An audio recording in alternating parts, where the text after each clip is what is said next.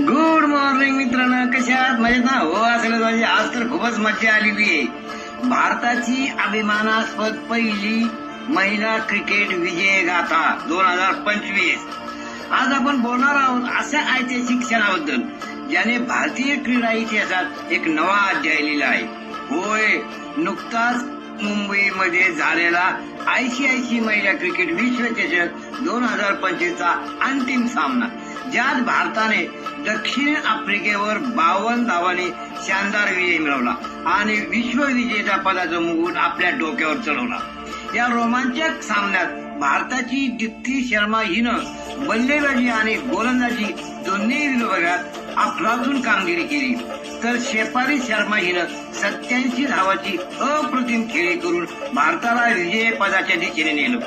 या विजयानंतर भारत आता ऑस्ट्रेलिया, इंग्लंड आणि न्यूझीलंड नंतर महिला क्रिकेट विश्वचषक जिंकणारा चौथा देश ठरलाय आणि हा प्रत्येक भारतीयासाठी अभिमानाचा क्षण आहे.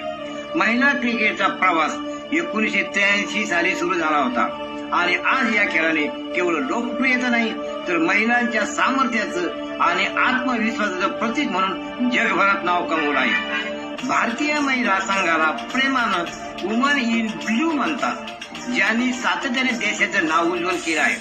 आज देशात सुरू झालेली WPL म्हणजेच महिला प्रीमियर लीग या खेळाला नव्या उंचीवर घेऊन गेली आहे आणि या नव्या प्रतिभांना संधी दिली आहे.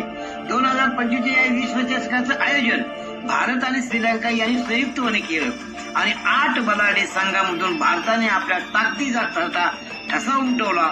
आज महिला क्रिकेट फक्त एक खेळ नाही तर तो महिलांच्या समानतेचा, जिद्दीचा आणि प्रेरणेचा उत्सव बनला आहे.